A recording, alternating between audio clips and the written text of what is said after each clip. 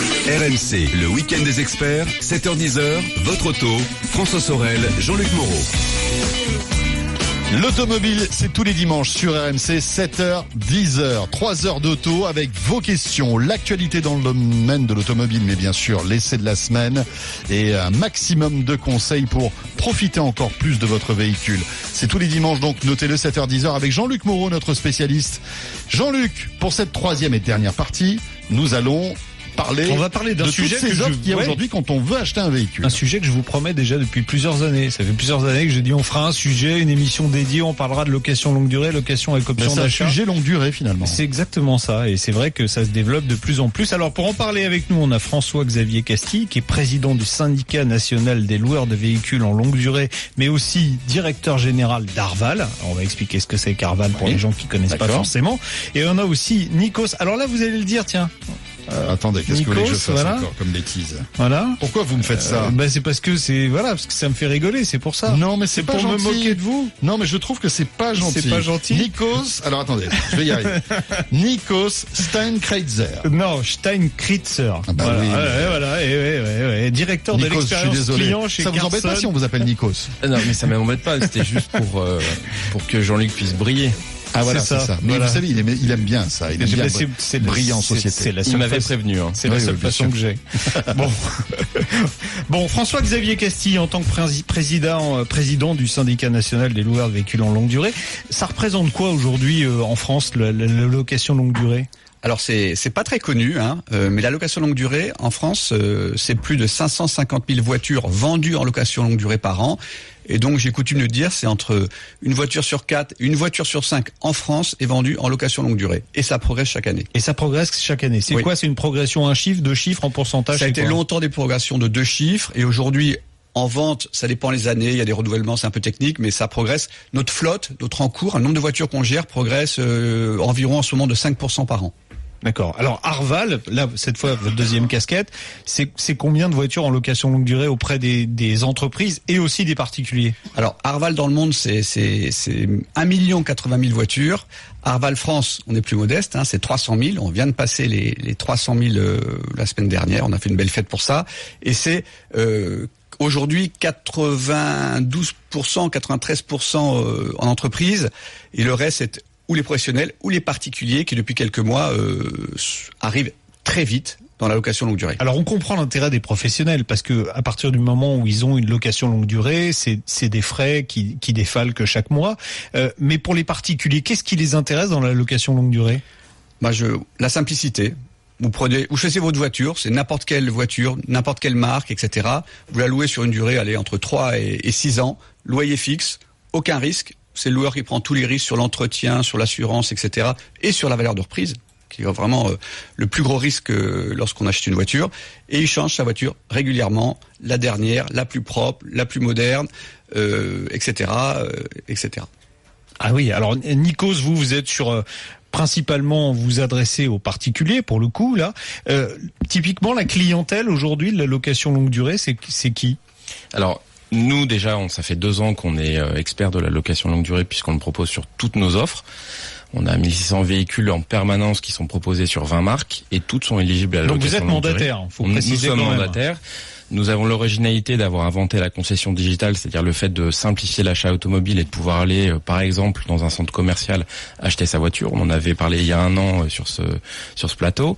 Et aujourd'hui, notre particularité, c'est de proposer des locations longue durée sur 24 mois en promotion, avec des prix défiant toute concurrence. Et donc sur des durées plus courtes que de la location, par exemple, pour des professionnels. Parce qu'en général, c'est 36 mois, c'est ça? Oui, exactement. Et nous, notre objectif, c'est de s'adapter aux besoins des clients. Donc les personnes, quand on est primo-accédant sur la location longue durée, puisque vous l'avez dit, c'est quand même quelque chose qui commence. Nous, ça fait 2 ans qu'on l'a installé. Les gens n'ont pas forcément envie de s'engager sur 3, 4, 5 ans. Vous imaginez pas acheter votre téléphone portable et vous engager sur cette durée-là. Donc on est dans la même logique. C'est-à-dire qu'on veut simplifier l'achat et permettre aux gens de tester et de pouvoir changer et surtout de bénéficier des nouvelles avancées. On sait que le cycle de renouvellement des voitures, des nouveaux modèles peut varier entre 2 et 3 ans. En fait, on propose aux gens de pouvoir avoir une voiture neuve à des tarifs intéressants, accessibles et tout le temps renouvelés. Mais enfin, on n'est jamais propriétaire de son véhicule. Or, la possession, en tout cas pour les Français, c'est quelque chose qui est important. On a encore de l'affectif. J'ai l'impression de moins en moins. De moins en moins. De l'affectif par rapport à l'automobile. En fait, on est des vieux, c'est pour ça, mais de moins en moins. De moins en moins. En fait, le sujet, c'est combien vaut votre affection. C'est-à-dire qu'en gros, la location longue durée, on est quand même dans un rapport financier à la voiture. On regarde son usage, on regarde ce que coûte réellement le fait de posséder. Alors après, on pourra reparler, j'imagine, tout à l'heure de comment on achète sa voiture, soit comptant, soit crédit, soit en location longue durée. Mais on se rend compte qu'avec la formule de location longue durée, on économise énormément, enfin jusqu'à 30% dans certains cas par rapport au système de crédit. Donc c'est pour ça qu'en fait les gens passent à au système de location longue durée. Jean-Luc, pour qu'on comprenne bien, quand on acquiert un véhicule de cette manière, donc on donne un loyer tous les mois. On paye un loyer tous les mois. Fixe, mais au bout de la fin du contrat, on restitue le véhicule. Quand vous êtes en location, on ne touche rien. C'est-à-dire que voilà, quand vous êtes en location longue durée, vous avez fait de la location. Parce que quand j'achète une voiture, quand j'achète une voiture à crédit, par exemple, et que j'ai un crédit sur 3 ans, je vais donner de l'argent tous les mois, mais au bout de 3 ans, je vais revendre mon véhicule, je vais toucher une partie malgré tout du véhicule. La voiture est à vous. Vous prenez le risque de la dépréciation du véhicule, alors que là, quand vous êtes dans de la location longue durée, c'est bien ça. Oui. C'est le loueur qui prend le risque de la dépréciation. Imaginons que demain, Paris interdise les voitures diesel et les voitures essence, ce qui n'arrivera jamais. Faudrait être idiot pour dire ça.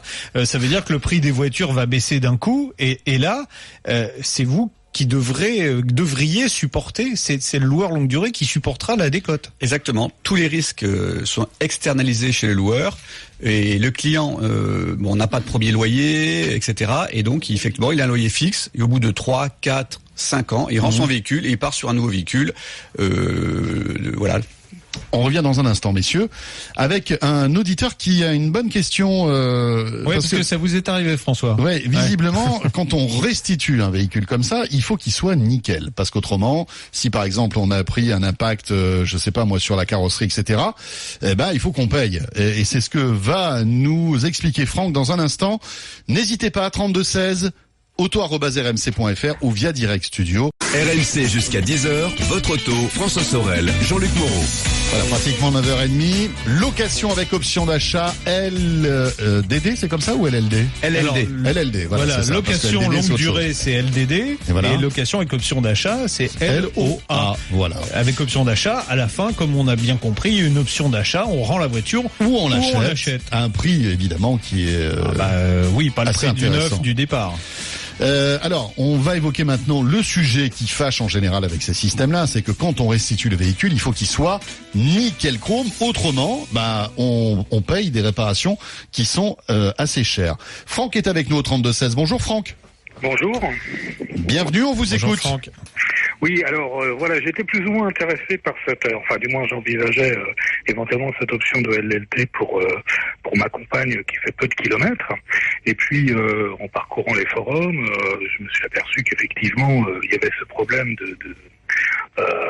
de restitution du véhicule, voilà. De restitution de véhicule, j'en ai discuté. Il se trouve que cet été, j'ai un ami qui est directeur commercial qui loue aussi sa flotte dans le cadre de son entreprise et qui a des gros problèmes à chaque fois puisque évidemment, quand on roule, on a des impacts. Quand on se gare sur un parking, les coups de portière, c'est fréquent. Et du coup, il se retrouve avec des factures assez importantes, car le loueur passe par ses propres services pour sous-traite à des entreprises qu'il a choisies les réfections des véhicules qui lui coûtent quand même très cher. Donc, il songe même à revoir ses contrats et mettre des clauses particulières dans ses contrats.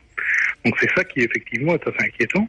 Ça c'est le premier point. Et le second point, faire 10 000 km par an, ce qui fait 30 000 au bout des 3 ans, je vois pas quel risque sur le problème d'incident qu'on peut avoir. Et d'autre part, le coût d'une révision au bout de 30 000 kilomètres, il est quand même minime. Donc je vois pas ce que ça apporte en termes de gains d'entretien. Alors, il y a deux questions, effectivement. François-Xavier Castille, pour répondre à la première, on doit rendre un véhicule en bon état, on est d'accord? Oui, on ne va pas se cacher la vérité. C'est un peu un sujet sensible, puisque effectivement, il y a un état standard, qui sont les règles, qui sont contractuelles pour tous les loueurs longue durée. On doit rendre son véhicule en état standard. Alors, il faut savoir qu'aujourd'hui, au niveau du syndicat, il y a à peu près 450 000 retours par an de véhicules. Qu'on facture un véhicule sur deux, donc il y a la moitié des personnes qui rendent un véhicule qui sont facturées de frais de remise en état pour un montant moyen de 450 €. C'est les chiffres basés sur les 450 000 retours dans notre profession. Ouais, donc significatif. Donc 450 €. C'est 50% quand même, c'est beaucoup. C'est pas si énorme que ça. 50% sont touchés et la moyenne est de 450 €. Donc voilà, c'est vrai qu'il faut rendre son véhicule à un état standard, mais mais ça veut dire quoi? Parce que là, on joue sur les mots. Alors, c'est quoi un état standard? C'est très précis, c'est décrit. Il y a des photo-expertises. Lorsque vous rendez votre véhicule, elle est photo-expertisée. Elle est ensuite, il y a une entreprise indépendante. Il y a un peu des noms comme Decra par exemple, qui font des expertises en fait. Font des expertises donc il y a un expert qui vient, qui regarde la voiture, qui se dit tiens, il y a une rayure là, il y a une petite bosse là. D'accord. Exactement. Exactement. Voilà. Après, le loueur fait la contre-expertise et facture son client. Nikos, vous avez une formule différente, vous, alors nous, on a une formule qui est totalement différente, parce que là, on est peut-être en train de parler, et justement, votre auditeur parlait de ce qui se passe pour l'entreprise. Exactement. Nous sommes sur le particulier. Nous avons une relation commerciale. Mais c'est la même chose pour le particulier. Alors, non, parce qu'après, il y a des offres. Alors, je pense que Nicolas vous parlait de ça. Un particulier peut s'assurer contre les frais de remise en état. Donc, c'est peut-être la solution. Je ne sais pas. En fait, non. Nous, on ne passe pas par un expert indépendant. On a nos propres équipes qui sont là pour justement gérer cette partie-là. Et nous sommes dans une relation commerciale avec un client. Nous avons quelqu'un qui est notre client et qui, justement, avec nos offres de location longue durée sur 24 mois, va revenir au bout des 24 mois. Et notre objectif, c'est de lui reproposer une location, repartir et fidéliser. Donc, nous ne sommes pas dans cette logique de vouloir absolument faire tourner une planche à billets pour récupérer de l'argent. Au contraire, nous sommes là pour faire qu'il va être satisfait et repartir. Donc, nous regardons l'état du véhicule en fait dans une usure normale, un peu comme si vous allez louer votre appartement. Quand vous faites votre état des lieux de sortie, vous demandez pas que les peintures soient neuves. Exactement. Par exemple, quand on est à Paris, il est impossible.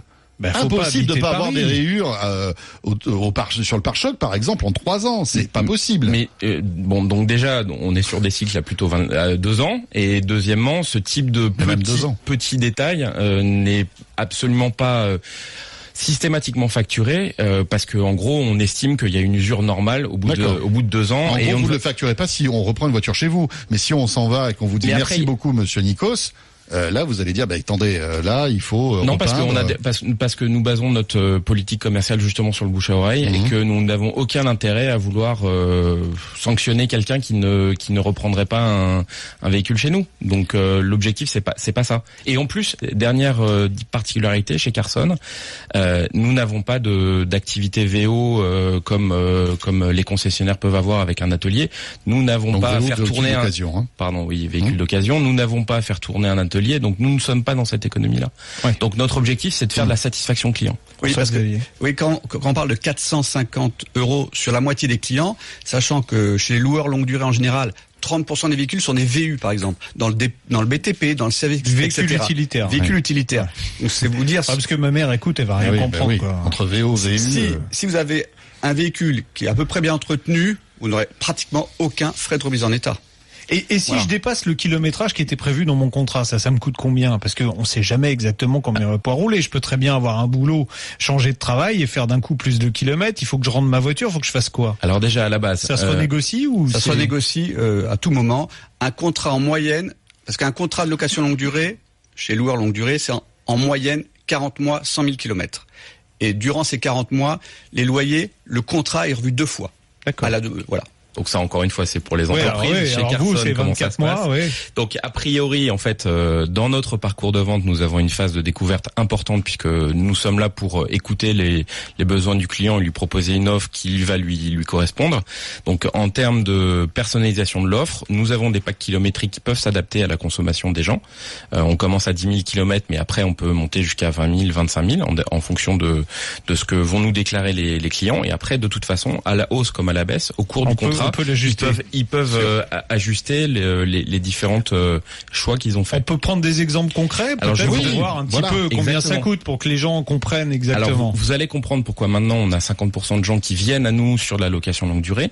Nos promotions sur du 24 mois, pareil. Je vais vous donner un exemple de citadine. Une Renault Clio limitée à 75 chevaux. On est sur une offre à 499 € d'apport uniquement. Donc il y a un petit apport. Il y a un petit apport, c'est complètement modulable puisque là je vais vous donner la version avec un apport. Les gens peuvent faire du sans apport après, c'est modulable. 499 donc après la mensualité d'apport augmente si on n'a pas d'apport, c'est logique. Exactement, 499 € d'apport et 149 € de loyer par mois. Ça veut dire que en gros cette voiture sur un véhicule qui vaut neuf combien le véhicule vaut neuf prix catalogue 16 800 € et chez nous avons 27% de remise et le véhicule est à 12 270. Parce qu'on part de ça au fait.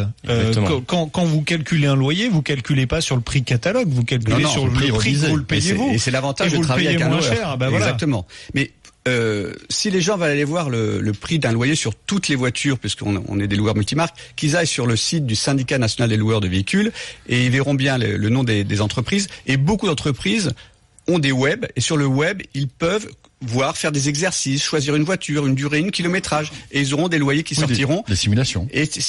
Et aujourd'hui, 300 véhicules par mois se vendent grâce à ces simulateurs de prix. Donc, on sent que des gens commencent à acheter une voiture sans aller en concession, uniquement par le web, en location longue durée. Alors, donc chez Carson, donc je donne le nom du site carson.fr, QARSON.fr. Nous avons notre parcours est complètement digitalisé, donc que vous soyez sur le web ou que vous soyez dans nos 10 points de vente en France, nos concessions digitales, vous serez sur notre interface web et vous aurez la simulation de toutes nos offres en financement, donc au comptant, en crédit et en location longue durée. Et justement, la comparaison de la location longue durée est suffisamment intéressante. Je vous redonne un autre exemple, un Qashqai Acenta 115 chevaux qui en prix catalogue est à 27 185, qui chez nous est avec quasiment 5 000 € de remise. L'apport sera à 499 € et le loyer 279 par mois. Donc ce sont des prix qui sont extrêmement agressifs. Très intéressant. Parce que Autoplus a fait une étude, j'ai le tarif du constructeur et ils sont à 380 €. On parle du nouveau Qashqai. Ah oui, voilà. Oui, donc c'est vraiment l'intérêt. Donc j'invite aux auditeurs s'ils sont intéressés. Alors on peut trouver encore moins cher, François. On peut trouver encore moins cher. Encore moins cher. Ouais. Comme par exemple vous allez voir. Mais exactement. On peut avoir la location à 1 € par mois. Et c'est pas forcément une Fuego. On a avec nous Philippe Beton, qui est le directeur général de Roule en Loc, et Stéphane Savoureux, qui est le président fondateur de Coulicar. Ils sont tous les deux avec nous. Et d'ailleurs, Stéphane est même du Canada. Merci Stéphane d'avoir veillé aussi tard, parce qu'il est quelle heure pour vous? 3h du matin, c'est ça? Il est 4h moins 20. 4h moins 20, impeccable. Voilà, il va falloir encore supporter François quelques minutes. Dans quelques minutes, vous pourrez boire un café. ça c'est bien.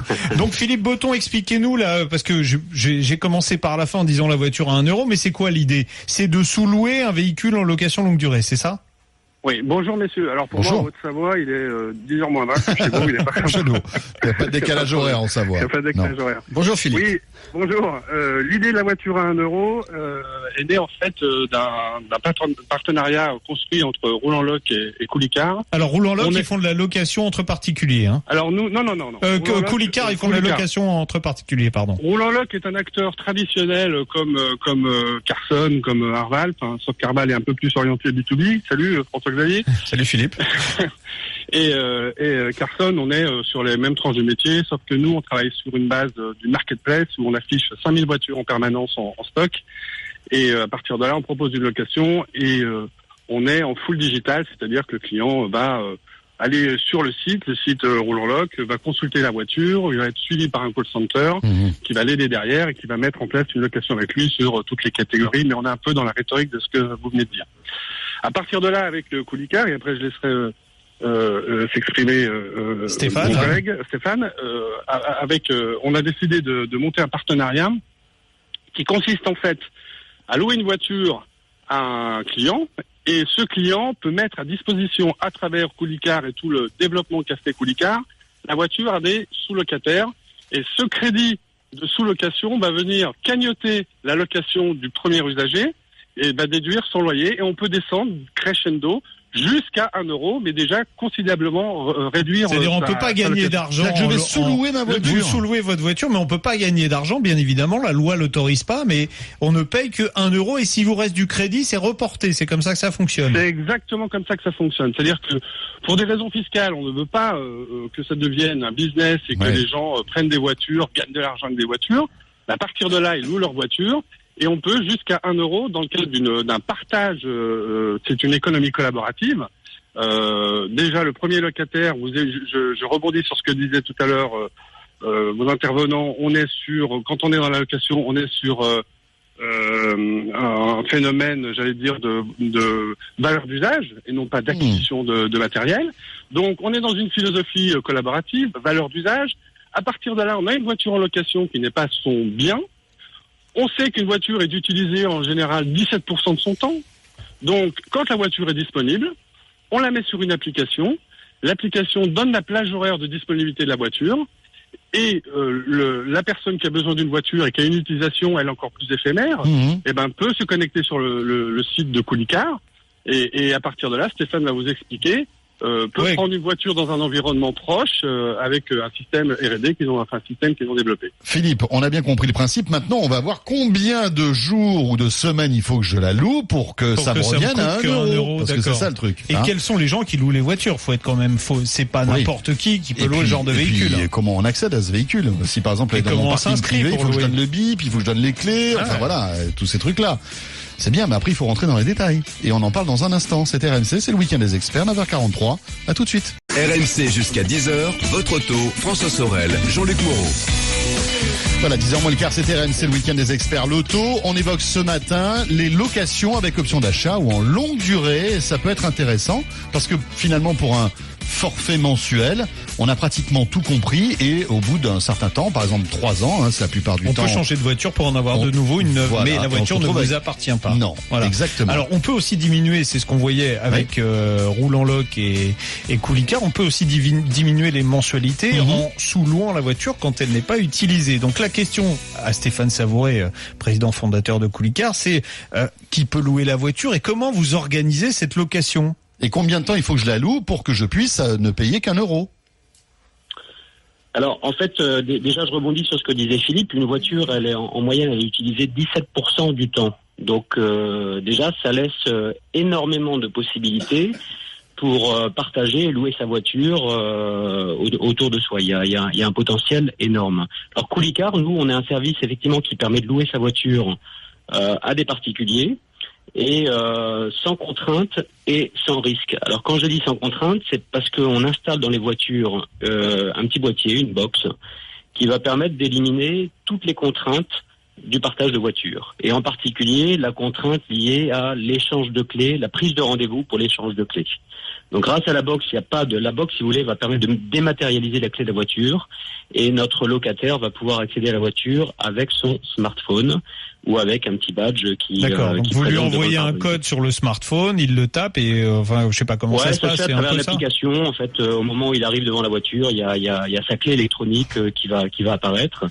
Et on va contrôler que c'est la bonne personne, évidemment, qui va accéder à la voiture. Ça, c'est notre travail de Coulicar, notre responsabilité. Mais excusez-moi Stéphane, je vous coupe. Où dois-je stationner ce véhicule? Parce que s'il est dans mon parking privé, par exemple, comment le locataire d'un jour, entre guillemets, va accéder à ce parking?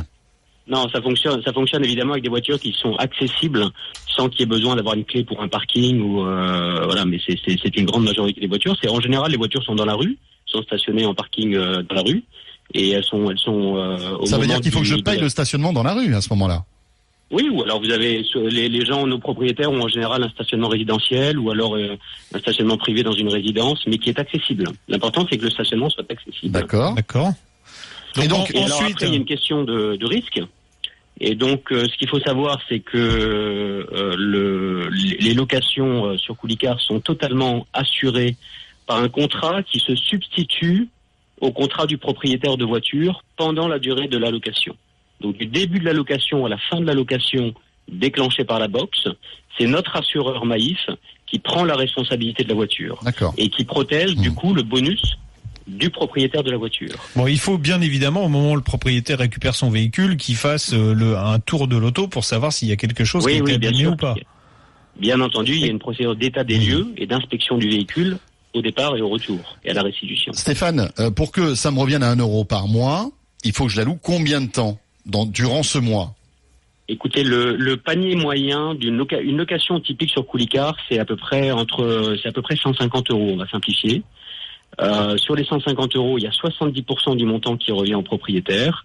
Donc, pour simplifier, on va dire 100 euros à peu près. Donc, vous voyez, une voiture qui, en 3 locations, vous pouvez gagner 300 euros. Et 300 euros, ça finance le montant d'une location longue durée, typiquement sur une voiture citadine. D'accord, mais 3 locations de combien de temps? Oui. Parce que 100 euros, c'est combien de jours chez vous? Oui, alors 100 euros, c'est typiquement une location de week-end, typiquement, vous voyez. C'est une location de week-end, donc c'est un samedi-dimanche. Donc ça fait 3 week-ends finalement. Allez, on schématise.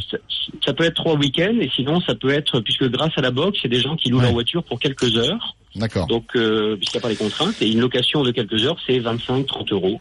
Donc voilà. Parfait. Merci beaucoup Stéphane Savouré. Merci à Philippe Botton. On a Serge maintenant au 32-16. Bonjour Serge. Bonjour. On vous écoute. Eh bien, moi, j'ai une question qui est un petit peu plus pertinente. Je veux commander une BMW X1 en modèle M Sport. Je suis allé chez BMW, donc je la prends en LOA. Ils me font un tarif qui est de 41 000 euros, donc ils me font 4 000 euros de remise, ce qui me fait une mensualité d'environ 490 euros par mois sur 36 mois avec 40 000 kilomètres. J'ai fait la même démarche chez un mandataire, Elite Auto pour ne pas le citer. En fait, eux, ils me proposent le véhicule moins cher, donc à 38 000 euros, 37 000 euros même. Et par contre, la mensualité, elle est de 770 euros par mois, sans mettre un apport, bien sûr. Donc, je voudrais savoir pourquoi il y a une telle différence, alors que la voiture est moins chère. Ça, c'est une bonne question, en fait. Peut-être que vous avez un contrat qui est différent. Vous avez peut-être l'entretien, vous avez peut-être les pièces d'usure. Voilà, il y a peut-être des options qui sont comprises dans ces Ça prix. me paraît étonnant. Messieurs, vous avez une réponse là-dessus ou pas? Moi, j'ai une piste.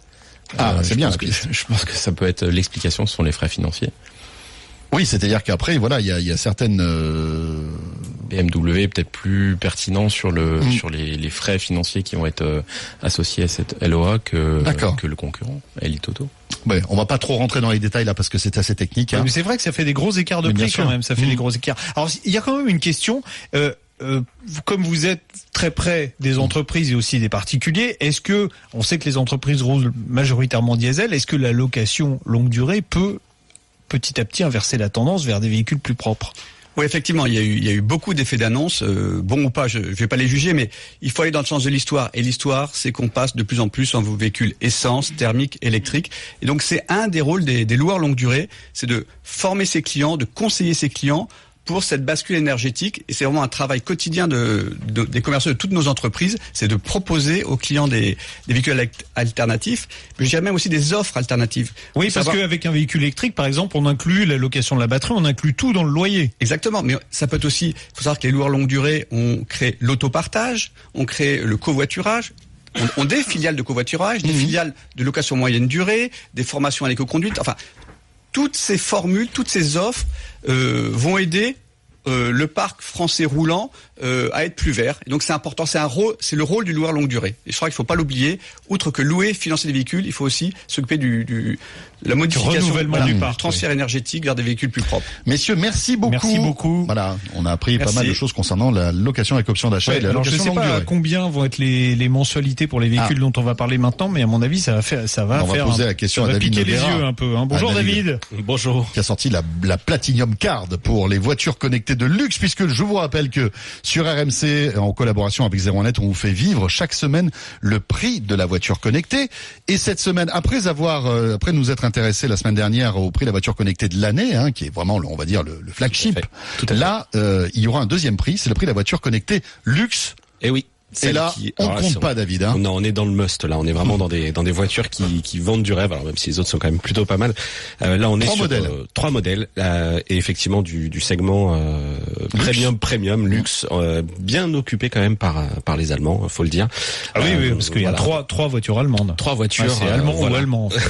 On commence par l'Audi A8. Allez, Audi A8 d'abord, qui est effectivement une voiture très prometteuse côté techno, avec des choses qui vont arriver. On va commencer à se parler de conduite autonome de niveau 3. Alors, elle n'est pas autorisée sur la route, mais lorsque ce véhicule sera capable de prendre la main dans les bouchons. Il n'y en a pas beaucoup, des véhicules de niveau 3. C'est la seule commercialisée à ce jour qui est capable de réellement conduire toute seule. Wow, c'est ça. C'est dingue. Attention, c'est dans une situation donnée, c'est une route à 4 voies avec terre-plein central, jusqu'à une vitesse maxi de 60 km/h. Donc typiquement dans les bouchons, typiquement sur le périphérique, elle roule toute seule. L'Audi vous conduirez toute seule. Et vous pouvez réellement faire autre chose. Cela dit, vaut mieux qu'elle roule toute seule, puisque quand on aura sorti le chéquier pour la payer, on s'évanouit. C'est ça. On pourra plus conduire. Le ticket d'entrée va être aux alentours des 92 000 euros, mais forcément, on peut faire x2 facilement. On peut facilement faire x2. On peut la louer ou pas? Je pense qu'Audi. Je pense qu'elle sera proposée, à mon avis, en location longue durée. Il y aura des versions avec des motorisations électriques qui seront avantageuses pour les entreprises. Deuxième modèle, la Mercedes Classe S, très prometteuse aussi sur la partie sécurité, parce qu'il faut le dire que c'est vraiment le gros cheval de bataille sur le gros sujet pour les constructeurs sur ce segment de prix, c'est d'offrir des voitures qui sont très très agréables à conduire, mais aussi qui font beaucoup de choses du côté de la sécurité. Donc Mercedes Classe S, il y a évidemment plein de choses, et aussi une belle compétence pour l'avoir essayé sur déjà des technologies de délégation de conduite qui font qu'on peut éviter vraiment d'être surpris en cas de fatigue au volant, ce genre de choses. Donc c'est en plus très agréable à conduire.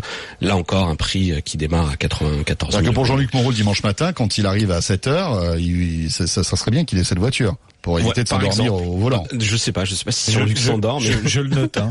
Voilà, je pense qu'il va te demander un petit financement, François, là-dessus. Troisième véhicule. Porsche Cayenne. Là, on va être en plus dans le véhicule à sensation, forcément, avec une conduite aussi très sportive. Ça peut être le cas des deux autres, mais là, c'est la caractéristique du véhicule, avec en plus un beau travail, quelque chose qui nous a beaucoup plu, nous les experts sur ce véhicule, c'est la nouvelle interface, nouvelle planche de bord sur laquelle Porsche a travaillé. On est vraiment plus dans le cockpit d'avion avec des boutons partout, c'est beaucoup plus épuré, des grands écrans. C'est quand même très très joli à l'intérieur. Comme quoi, on peut changer d'avis, puisque Porsche disait c'était un bouton, une fonction. Voilà. Et ils sont revenus en arrière. Mais oui, mais il y a tellement de fonctions aujourd'hui que vous retrouviez. C'est vrai que la Porsche Panamera, c'était devenu presque risible parce que vous aviez 50 000 le plafond qui était constellé de boutons, quoi. Comme un A380. Oui, c'est un peu ça. Sauf que ça vole pas. Mais un 380, je pense qu'il y a moins de boutons dans une Panamera. Bon alors, voilà, l'un de ces 3 véhicules sera donc le gagnant de cette catégorie, le prix de la voiture connectée luxe. Vous pouvez nous donner votre pronostic sur 01net.com. Oui. Allez-y, à votre avis, lequel de ces 3 modèles va remporter ce prix-là? Il y a un Coyote Mini à gagner et un abonnement de 6 mois en plus à Coyote Premium. Donc profitez-en, tentez le coup, ça vaut le coup d'aller sur 01net.com pour nous donner votre avis. Merci beaucoup, David. Merci à vous. Et on Merci David, la semaine prochaine pour la 3e catégorie. Et oui, puisqu'il y a 3 catégories et après on décernera 26 octobre les gagnants. Jean-Luc, dimanche prochain on sera là. On parlera de Equipoto. Ah ben oui. Alors Equipoto qui était à destination presque exclusivement des professionnels il y a encore quelques temps, mais qui se démocratise aussi. D'abord qui déménage et qui se retrouvera juste en face de nous, parc des Expos de la porte de Versailles, et puis qui devient un peu le CES français. En plus, c'est bien. Donc on va parler de nouvelles technologies, exactement. Eh bien on y sera la semaine prochaine, on vous réserve, on fera 1 heure depuis le salon Equipoto.